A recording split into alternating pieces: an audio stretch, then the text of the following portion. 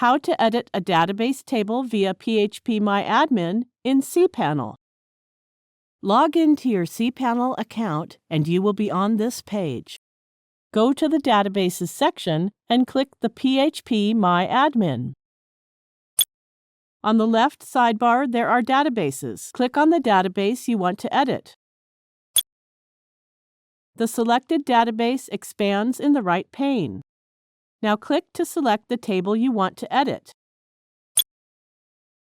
All the values of the selected table are displayed here.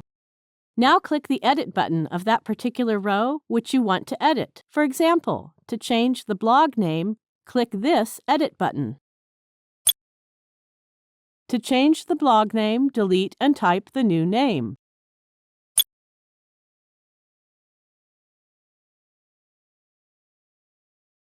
Now click the Go button of this text editor.